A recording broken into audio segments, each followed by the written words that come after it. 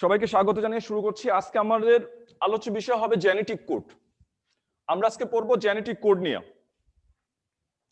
তো এখান থেকে অ্যাকচুয়ালি কোনো বড় প্রশ্ন এভাবে থাকে না, তবে তোমাদের এই জিনিসটা জানতে হবে যে জেনেটিক কোডটা আসলে কি, বা এটার সাথে রিলেটেড কিছু সংক্ষিপ্ত প্রশ্ন আছে, আমাদের এগুলো পড়তে হবে।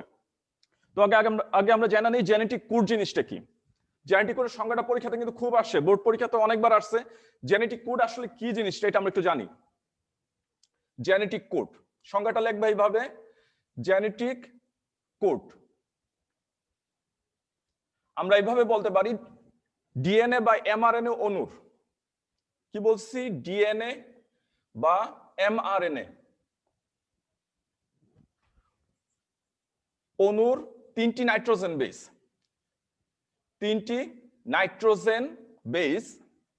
নাইট্রোজেনের যে ক্ষার, এখানে দেখো আমি তিনটা করে এক একটা একক বানাইছি, তিনটা করে এক একটা একক, তিনটি নাইট্রোজেন বেস একত্রে যে কোড সৃষ্টি করে, একদম ইজি ভাষা, নিজের ভাষায় একটা সংজ্ঞা, ডিএনএ বা এমআরএনএ অণুর তিনটি নাইট্রোজেন বেস একত্রে যে কোড সৃষ্টি করে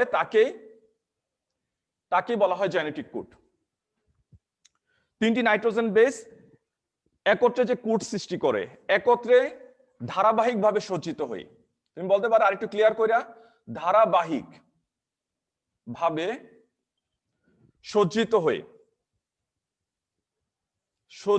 হয়ে যে কোড সৃষ্টি করে তাকে বলা হয় জেনেটিক কোড। এখানে দেখো আমরা এমআরএনএ এর মধ্যে এরকম তিনটা একক নিয়ে একটা কোড দেখছি, আমরা ট্রান্সলেশনের মধ্যে এই কোডগুলোর ব্যবহার দেখছি। এগুলা ধরে ধরে অ্যামিনো অ্যাসিড আসছে এবং আইসা তারা কি করছে, প্রোটিন সংশ্লেষণ করছে। তো আমরা এইভাবে এই সংজ্ঞাটা দিতে পারি, ডিএনএ বা এমআরএনএ অণুর তিনটি নাইট্রোজেন বেস একত্রে ধারাবাহিকভাবে সজ্জিত হয়ে যে কোড সৃষ্টি করে তাকে বলা হয় জেনেটিক কোড। তো জেনেটিক কোডের মধ্যে দেখো এখানে একটা টোটাল একটা ছক আকারে একটা সিকোয়েন্স দেওয়া আছে। এটা কিভাবে তৈরি হয়েছে তোমরা জানো, নাইট্রোজেন বেস এখানে 4 রকম আছে, আরএনএ এর মধ্যে 4 রকমের নাইট্রোজেন বেস আছে, এ সি ইউ জি। এগুলা যদি আমরা ধারাবাহিকভাবে সজ্জিত করি তাহলে এখানে দেখো 64টা একক তৈরি করে, আর এই 64টা একক নিয়ে যে কোডটা তৈরি হয়েছে তাকে আমরা বলি জেনেটিক কোড। তাহলে সহজ ভাষায় আমরা এইভাবে সংজ্ঞাটা বলতে পারি, ডিএনএ বা এমআরএনএ তিনটি নাইট্রোজেন বেস একত্রে ধারাবাহিকভাবে সজ্জিত হয়ে যে কোড সৃষ্টি করে তাকে বলা হয় জেনেটিক কোড। তোমরা আরেকটু কথা অ্যাড করো, ধারাবাহিকভাবে সজ্জিত হয়ে, ধারাবাহিকভাবে সজ্জিত হয়ে।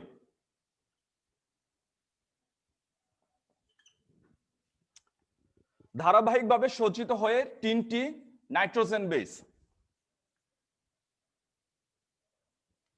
ধারাবাহিকভাবে সজ্জিত হয়ে তিনটি নাইট্রোজেন বেস, একটা এমিনো অ্যাসিড,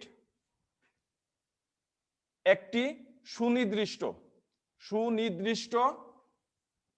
এমিনো অ্যাসিডকে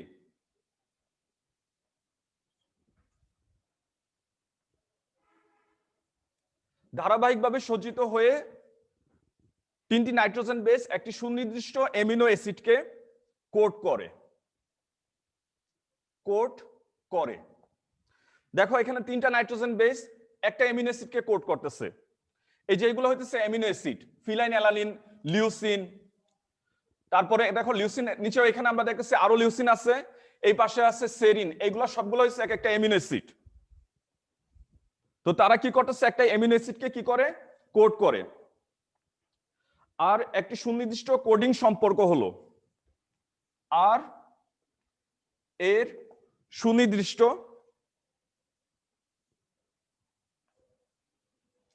কোডিং সম্পর্ক হলো, এই যেভাবে কোড করে যে একটা একক তৈরি করছে, এই এককগুলাটাই কিন্তু পরবর্তীতে হরমোন, এনজাইম এগুলো তৈরি হবে।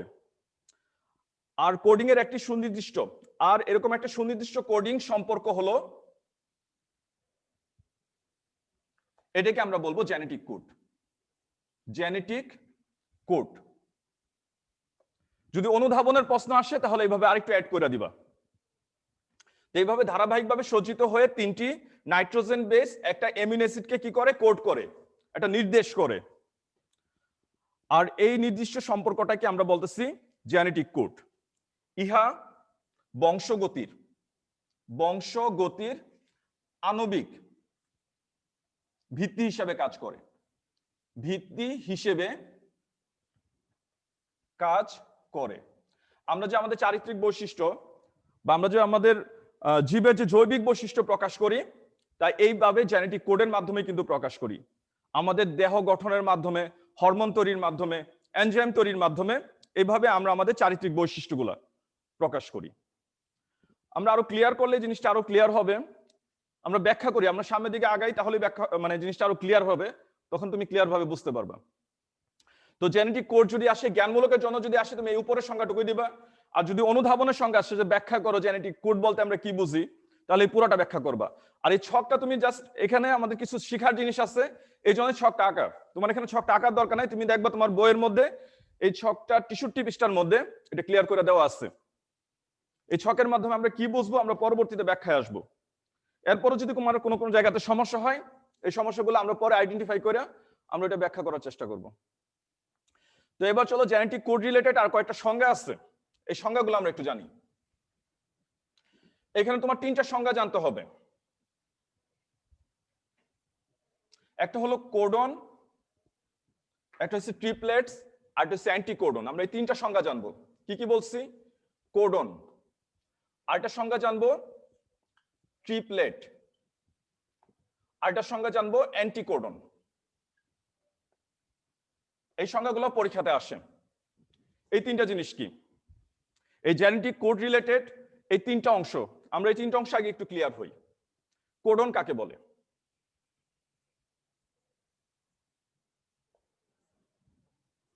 তুমি কোডনের সংজ্ঞাটা এইভাবে দিবা, এমআরএনএ অণুর, এমআরএনএ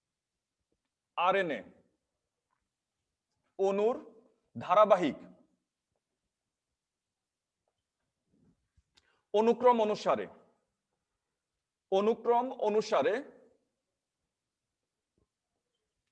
3টি নাইট্রোজেন বেস গুচ্ছকে, এমআরএনএ অণুর ধারাবাহিক অনুক্রম অনুসারে 3টি নাইট্রোজেন বেস গুচ্ছকে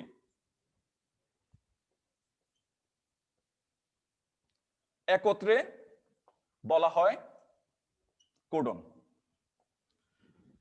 তাহলে এখানে দেখো, আমি উপরে একটা এমআরএনএর মধ্যে আমরা দেখতেছি যে 3টা করে নাইট্রোজেন বেস একটা গুচ্ছ তৈরি করছে। আর এই এককটাকে বা এই গুচ্ছটাকে আমরা একটা কি বলতেছি? কোডন বলি। তো জেনেটিক কোডের সংক্ষিপ্ত একক বা ক্ষুদ্রতম একক বলতে আমরা এই কোডনটাকে বুঝি। তাহলে কি বলবো? যে এমআরএনএ অণুর ধারাবাহিক অনুক্রম অনুসারে 3টে নাইট্রোজেন বেস গুচ্ছকে একত্রে কি বলা হয়? একত্রে বলা হয় কোডন। এরা এক একটি অ্যামিনো অ্যাসিডকে কোড করে। এরা একটি অ্যামিনো অ্যাসিডকে নির্দেশ করে বা কোড করে।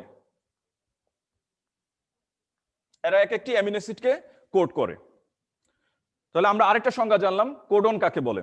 এই সংজ্ঞাটা আমাদের জানা দরকার আছে, পরীক্ষাতেও আসে। আর এই জেনেটিক কোড বুঝতে হলে তোমার এই কোডন জিনিসটাকে এটা জানতে হবে। তো আমরা সহজ ভাষায় বলছি যে 3টা নাইট্রোজেন বেস একত্রে যে একক তৈরি করে তাকে বলা হয় কোডন। এবার আমরা পরের সংজ্ঞাতে যাই, এটা হচ্ছে ট্রিপলেটস।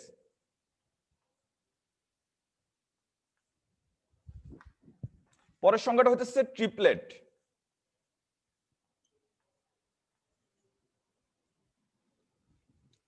আমরা এখান থেকে সংজ্ঞাটা বের করতে পারি এই ভিতরের অংশটুকুই, 3টি নাইট্রোজেন বেস গুচ্ছ।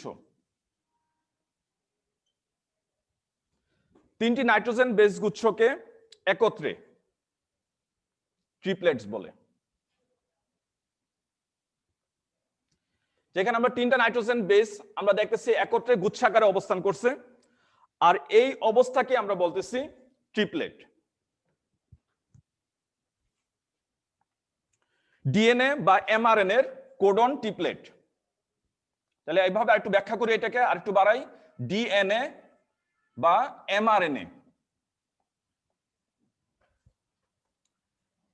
এর কোডন ট্রিপলেট। তাহলে এখানে আমরা দেখতেছি এটা একটা এমআরএনএ ছিল, তার এই যে 3টা নাইট্রোজেন বেস এই এককটাকে আমরা কি বলতেছি, যে তিনটা আছে যেহেতু নাইট্রোজেন বেস, এই জন্য এটাকে, এই অবস্থাকে আমরা বলতেছি ট্রিপলেট। আর টিআরএনএর এর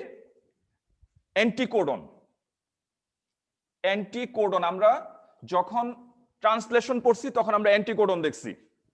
আমরা টিআরএন এর মধ্যে দেখছি যে এরকম টিআরএন এর মধ্যে আমরা দেখছি যে এই বিপরীত প্রান্তটাকে আমরা বলছিলাম অ্যান্টিকোডন প্রান্ত। এই বিপরীত প্রান্ত, এই প্রান্তটাকে আমরা বলছিলাম অ্যান্টিকোডন প্রান্ত। এখানেও তিনটা নাইট্রোজেন বেস এসে যুক্ত হইতো। এখানে প্রথমটাতে আমরা দেখছিলাম AUG ছিল, তার পরিপূরক হিসেবে আসছিল USC। তোমাদের মনে আছে নিশ্চয়ই, আমরা ট্রান্সলেশনের মধ্যে দেখছিলাম এটা। তো টিআরএন এর অ্যান্টিকোডন প্রান্ত, এটা ছিল অ্যান্টিকোডন, এটাও কি অবস্থায় থাকে, এটাও ট্রিপলেট। এই টিআরএন এর অ্যান্টিকোডন প্রান্ত, এটাও আমরা দেখেছি তিনটা নাইট্রোজেন বেস মিলে একত্রে থাকে, এখানে আমরা বলতে এটাকে ট্রিপলেট প্রান্ত। তাহলে আমাদের দুইটা সংজ্ঞা হলো, কোডন আর ট্রিপলেট। ট্রিপলেট বলতেছো তুমি কি, এটা তিনটা নাইট্রোজেন বেস নিয়ে একটা অবস্থা, একটা একক অবস্থা, তাকে আমরা বলতেছি ট্রিপলেট। এবার আমরা আরেকটা সংজ্ঞা জানবো, যার নাম হচ্ছে অ্যান্টিকোডন।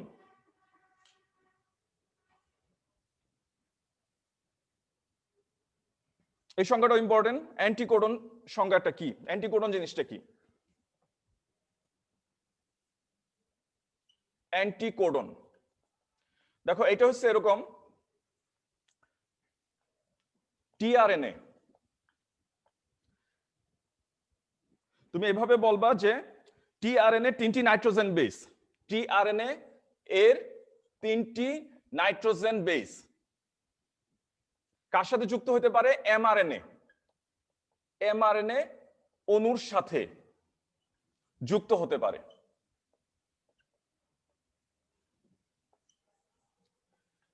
আমরা দেখছিলাম নিচে ছিল এমআরএনএ, তো এই এমআরএনএ এর প্রান্তের সাথে যুক্ত হয়েছিল এই টিআরএনএ তিনটা নাইট্রোজেন বেস।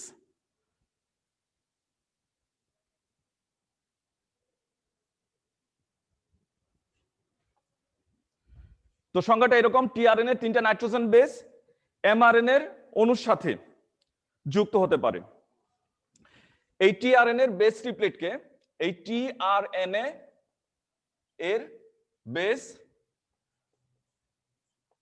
ট্রিপলেট কে অ্যান্টিকোডন বলে। এর বেস ট্রিপলেটকে কি বলা হয়? অ্যান্টিকোডন। এই টিআরএনএ এর মধ্যে তিনটা নাইট্রোজেন বেস আছে, এই অবস্থাটার নামই হইতেছে, বা এই এককটাকে আমরা বলতেছি অ্যান্টিকোডন। টিআরএনএ অ্যান্টিকোডন প্রান্তে যে তিনটা নাইট্রোজেন বেস থাকে এদেরকে আমরা বলতেছি অ্যান্টিকোডন। তো আমাদের এই তিনটা সংজ্ঞা, কোডন, ট্রিপলেটস আর অ্যান্টিকোডন, এই তিনটা সংজ্ঞা খুব ভালো করে মাথায় রাখবা। এবার আমরা জেনেটিক কোডের আর একটু সামনের দিকে আগাই। জেনেটিক কোডটা আসলে কেন দরকার, জেনেটিক কোড আসলে কি কাজে ব্যবহৃত হয়, এই জেনেটিক কোডের গুরুত্ব, আমরা খুব সংক্ষেপে এটার গুরুত্বটা জানবো।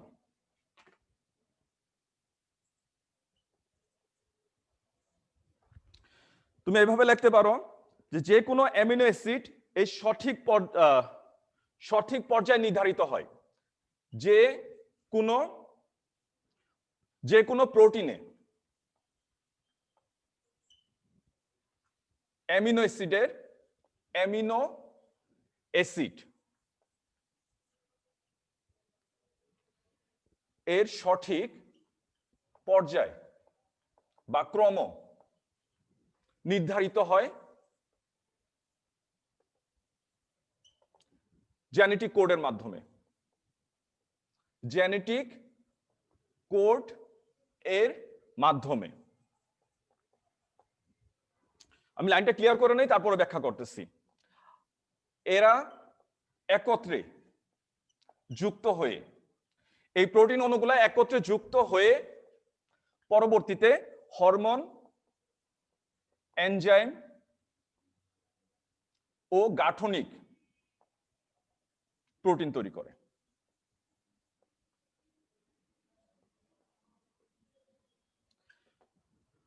তো দেখো, আমাদের ছোট থেকে বড় হওয়া, আমাদের কোনো একটা জায়গায় ক্ষত হলে সেই ক্ষতটা পূরণ হওয়া, অথবা আমরা একটা খাবার খাইছি, খাবারের জন্য আমাদের পরবর্তীতে পরিপাকের জন্য এনজাইম সৃষ্টি হওয়া, অথবা বিভিন্ন শারীরবৃত্তীয় ক্রিয়াকলাপের জন্য হরমোন সৃষ্টি হওয়া, এই সবগুলা তৈরি হওয়ার পূর্ব শর্ত হইতেছে এই প্রোটিন তৈরি। আর এই প্রোটিন তৈরি তখনই হবে যখন অ্যামিনো অ্যাসিড গুলা যুক্ত হয়ে একত্রে একটা সিকোয়েন্স তৈরি করবে। যেমন ইনসুলিন একটা হরমোন, এই যে দেখো উপর একটা হরমোন লেখা রাখছি ইনসুলিন। এই ইনসুলিন তৈরি হইতে গেলেও কিন্তু দেখো যে এখানে এই অ্যামিনো অ্যাসিড গুলা যুক্ত হয়ে তারপরে তৈরি হবে। তোমরা জানবা যে ইনসুলিন অণুতে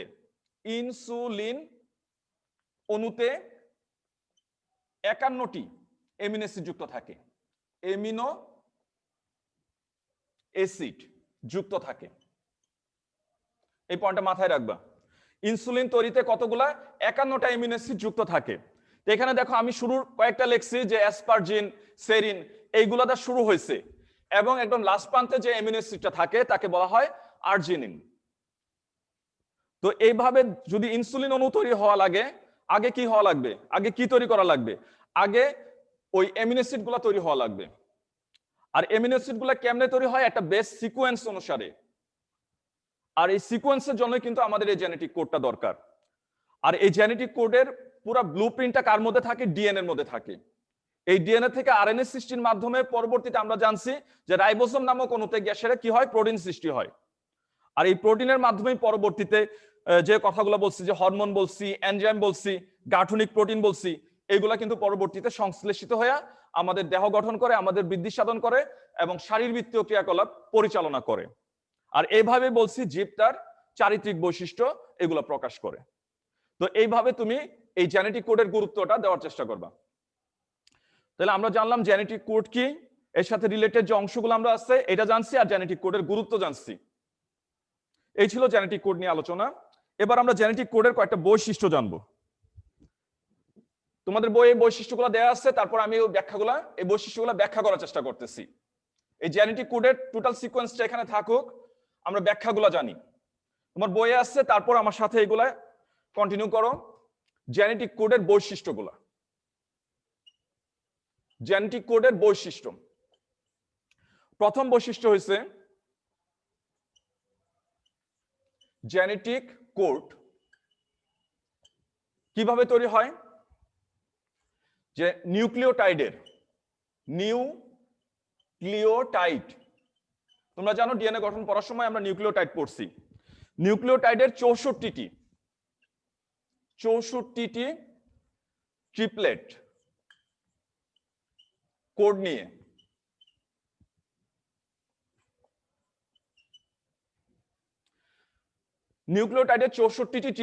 নিয়ে জেনেটিক কোড গঠিত। জেনেটিক কোড গঠিত। নিউক্লিওটাইডের কতগুলা কোড থাকে?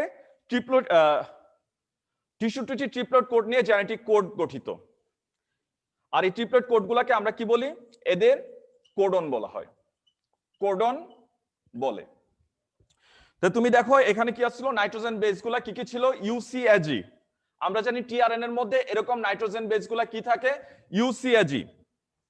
তো ইউসিএজি যদি আমরা এগুলা প্রথম লেটার, এগুলাকে আমরা বলছি প্রথম অক্ষর, আর উপরে যেটা আছে এটাকে আমরা বলতেছি দ্বিতীয় অক্ষর, আর এই পাশে যে অক্ষরটা আছে এটাকে আমরা বলতেছি তৃতীয় অক্ষর।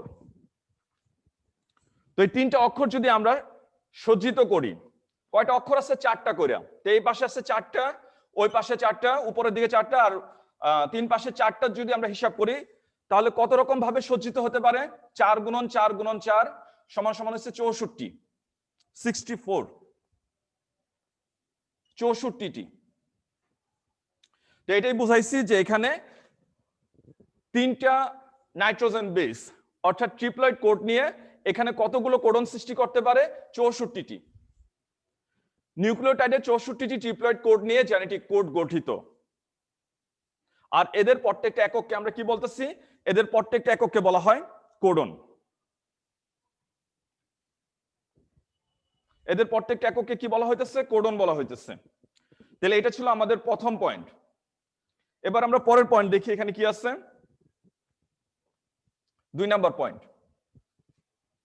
2 নাম্বার পয়েন্টটা তোমরা এভাবে লিখবা, একাধিক কোডন, একাধিক কোডন একটি অ্যামিনো অ্যাসিডকে কোড করে বা নির্দেশ করে। যথা এখানে দেখো একাধিক কোডন আছে কোন অ্যামিনো অ্যাসিডের মধ্যে, প্রথমটার মধ্যে আছে, ফিনাইলঅ্যালানিনের মধ্যে আছে, লিউসিনের মধ্যে আছে। লিউসিনের সবচেয়ে বেশি আছে, উপরের দিকে 2টা আর নিচের দিকে দেখো 4টা আছে। তাহলে এক্সাম্পল আমরা কাকে বলতে পারি? এক্সাম্পল হইছে লিউসিন। এই লিউসিন অ্যামিনো অ্যাসিড এর মধ্যে একাধিক কোডন থাকে, একাধিক কোডন একটি অ্যামিনো অ্যাসিডকে কোড করে, যথা লিউসিন। আমরা আরেকটা পয়েন্ট জানলাম, মানে এইখানে একটা অ্যামিনো অ্যাসিডের জন্য একাধিক কোডন থাকতে পারে। তুমি সহজ ভাষায় এই জিনিসটা বুঝো, একাধিক কোডন একটি অ্যামিনো অ্যাসিডকে কোড করে। আমরা বইয়ের ভাষায় বললে আমরা এইভাবে বলবো। 3 নাম্বার পয়েন্ট, একটি কোডন কখনো একাধিক অ্যামিনো অ্যাসিডের হয় না। পরের পয়েন্ট এইভাবে হবে যে একটি কোডন কখনো একাধিক অ্যামিনো অ্যাসিডের হয় না। এখানে যে আমরা একটা কোডন আঁকছি, এই কোডনটা শুধুমাত্র সেই অ্যামিনো অ্যাসিডকে কোড করবে। এই অক্ষর 3টা CUC কিন্তু দেখা আর কোথাও কিন্তু নাই। আমরা এটাই বলতেছি যে একটা কোডন কখনো অন্য কোনো জায়গায় আর পাওয়া যাবে না, অর্থাৎ অন্য কোনো অ্যামিনো অ্যাসিডকে সে নির্দেশ করবে না। একটা কোডন কখনো একাধিক অ্যামিনো অ্যাসিডকে কোড করে না। এটা গেল আরেকটা পয়েন্ট। পরের পয়েন্ট, কোডন তৈরিতে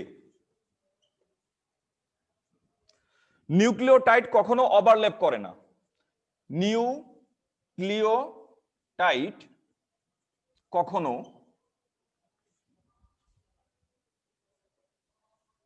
ওভারল্যাপ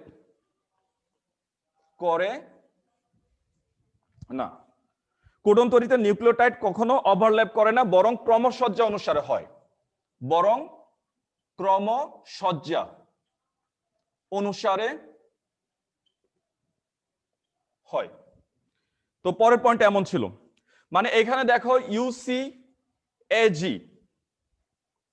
এখানে 4টা অক্ষর দিছি, উপরের দিকে এখানে 4টা অক্ষর, আবার ওই ডান পাশেও দেখো 4টা অক্ষর। এখানে এমন না যে এখানে যে সিকোয়েন্সটা হয়েছে, প্রথমটা খেয়াল করো, এই পাশের একটা অক্ষর, এই পাশের একটা অক্ষর আর ওই পাশের একটা। প্রথমটা কিন্তু হয়েছে এরকম ভাবে, প্রথম আমরা বামে দেখবো, তারপর উপরে, তারপর ডান পাশে। কিন্তু এখানে অন্য কোনো অক্ষর এখানে আইসা তার ভিতরে ঢুকতে পারবে না। এটাই বলা হয়েছে যে কখনো অন্য কোনো নিউক্লিওটাইড এখানে ওভারল্যাপ করে না। এই এক একটা হচ্ছে এক একটা নিউক্লিওটাইড, ইউরাসিল নিউক্লিওটাইড। এইভাবে আমরা বুঝতেছি এটা হচ্ছে এক একটা নিউক্লিওটাইড। সি হচ্ছে সাইটোসিন নিউক্লিওটাইড। এরা কখনো এসে এর ভিতরে এসে নিজের থেকে বা স্বতঃস্ফূর্ত ভাবে যুক্ত হতে পারবে না। এখানে হিসাব অনুযায়ী হবে, যে হিসাবটা কিভাবে হয়েছে আমি আগেই বলছি, যে তুমি এই বাম পাশেরটা দেখবা, উপরেরটা দেখবা আর ডান পাশেরটা দেখবা, এইভাবে এই সিকোয়েন্সটা মেনটেন করে। এরা কখনো একে অপরকে ওভারল্যাপ করে না। এটা ছিল আরেকটা পয়েন্ট। তো আমরা 4টা পয়েন্ট দেখছি। আমি দেখো মোটামুটি তোমাদের বইয়ে যেভাবে আছে এইভাবেই বলার চেষ্টা করতেছি। এখানে কিন্তু নিজের থেকে মন গড়া কিন্তু কিছু বলা যাবে না। আমরা 4টা পয়েন্ট দেখছি, এবার আমরা পরবর্তী পয়েন্টে যাই। 5 নাম্বার পয়েন্ট,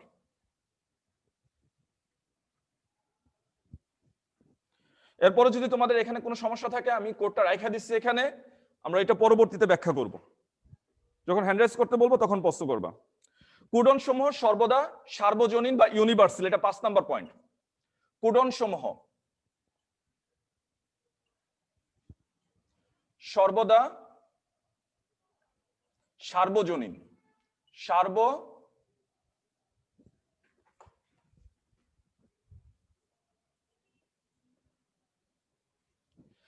বিভিন্ন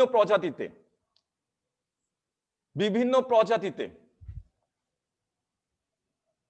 যে কোনো উদ্ভিদে বা যে কোনো প্রাণীতে একইভাবে প্রযোজ্য,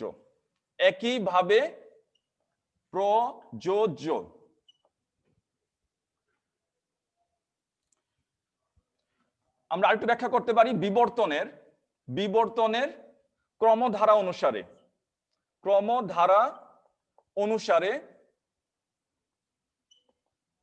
একইভাবে প্রযোজ্য। বিবর্তনের ক্রমধারা অনুসারে একইভাবে প্রযোজ্য। এই সৃষ্টির আদি থেকে এখন পর্যন্ত অনেক অনেক প্রাণী আসছে পৃথিবীতে।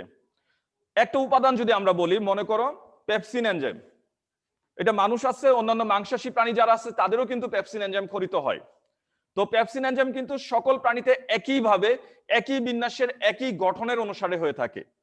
তো দেখো কোষের গঠন চেঞ্জ হয়, আকার আকৃতি চেঞ্জ হয়, কিন্তু এই সিকোয়েন্স কিন্তু কখনো চেঞ্জ হবে না।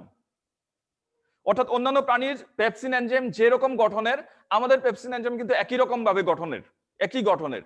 এটাই বোঝানো হয়েছে যে কোডসমূহ সর্বদা সার্বজনীন, সকল প্রাণীর জন্য এই কোডটা একই রকম থাকে এবং একইভাবে ক্রিয়া হয়, একইভাবে গঠন তৈরি হয়। ইনসুলিন কিন্তু অন্যান্য প্রাণীতে তৈরি হতে পারে, তাদের ইনসুলিনের সিকোয়েন্সটা কিন্তু একই থাকবে, গঠন কিন্তু একই থাকবে, এবং বিবর্তনের মাধ্যমে যে প্রাণীর চেঞ্জ হইতেছে কিন্তু এই সিকোয়েন্সের কিন্তু কোনো চেঞ্জ হবে না। এটাই বোঝানো হয়েছে এই কোডগুলো সর্বদা সার্বজনীন এবং বিভিন্ন প্রজাতিতে একইভাবে প্রযোজ্য। আমরা এই পয়েন্ট দ্বারা এটাই বুঝবো।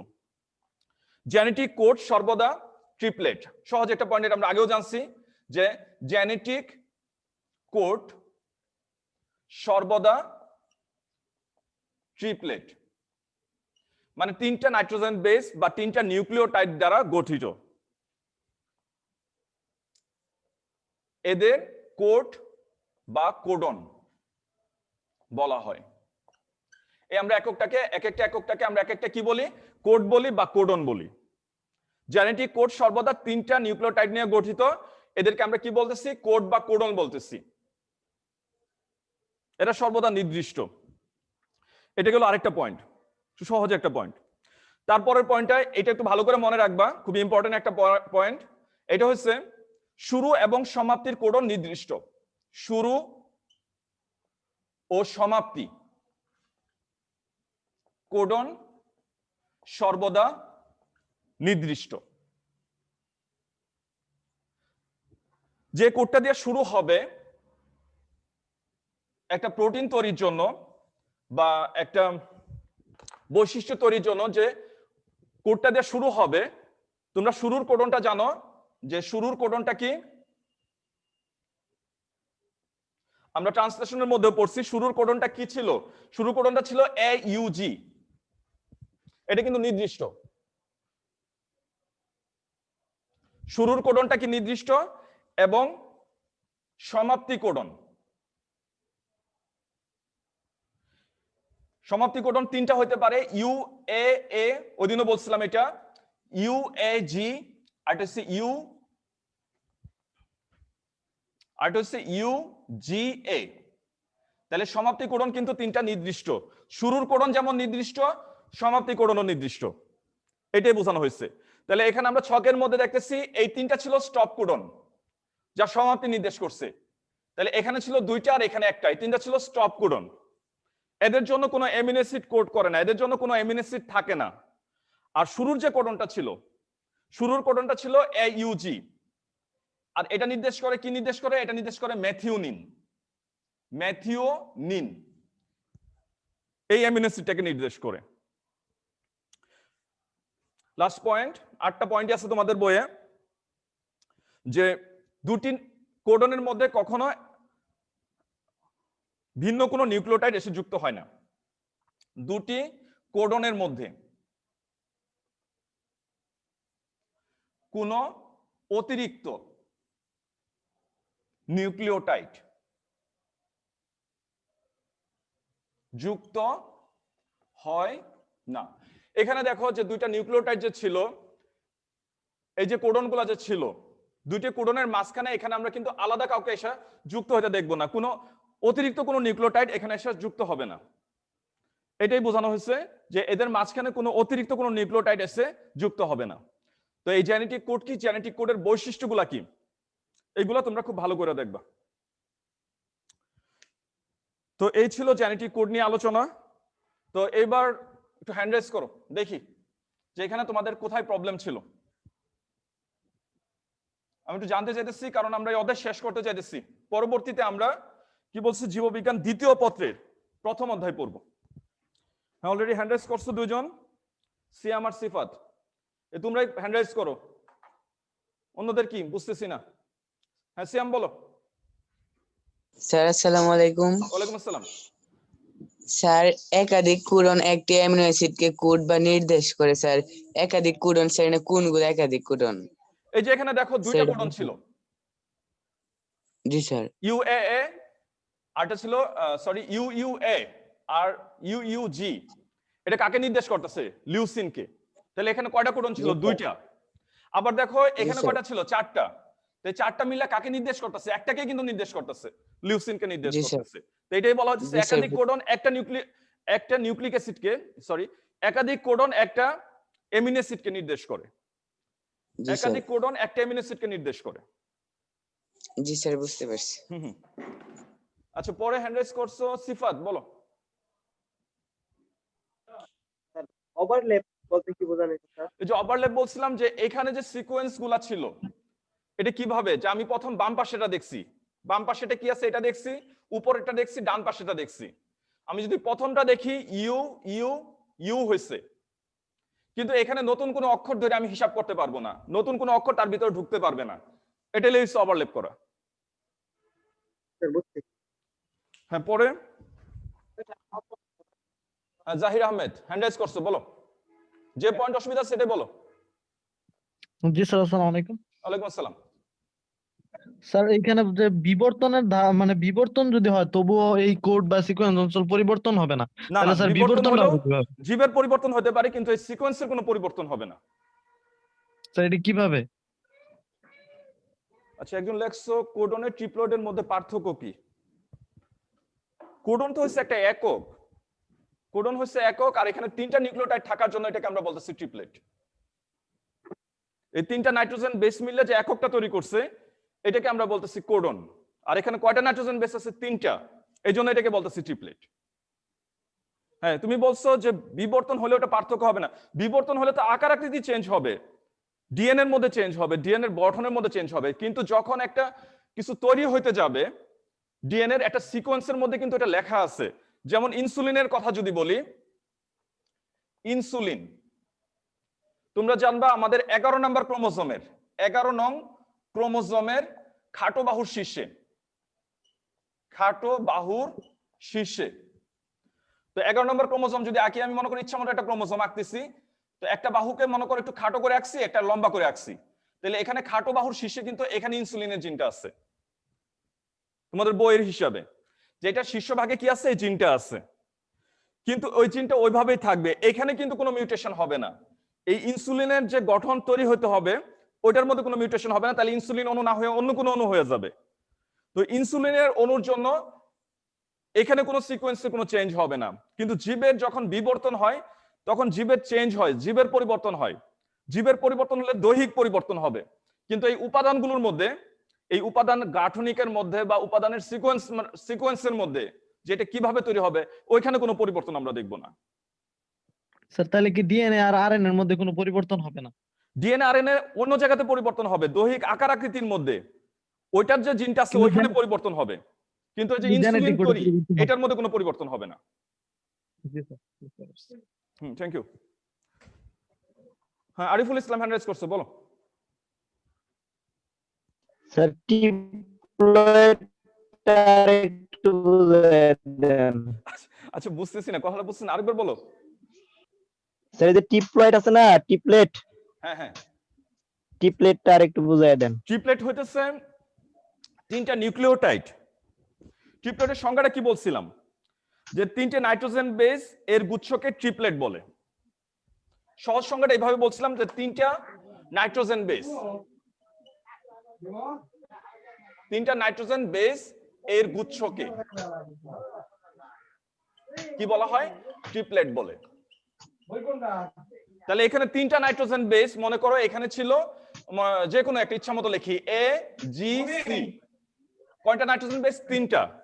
এই তিনটাকে আমরা একত্রে বলতেছি ট্রিপলেট, এই অবস্থাটাকে আমরা বলতেছি ট্রিপলেট। এটা ডিএনএ বা এমআরএনএ এর মধ্যে তিনটা নাইট্রোজেন বেস, এরা যে এককটা তৈরি করে এই এককটাকে বলতেছি কোডন, আর এই কোডনের যে তিনটা নিউক্লিওটাইড এদেরকে আমরা বলতেছি ট্রিপলেট অবস্থা। জি স্যার বুঝতে পারছি। হ্যাঁ থ্যাংক ইউ। তারপর আর কার প্রশ্ন আছে বলো। জাহির আবার হ্যান্ড রাইজ করছো, বলো।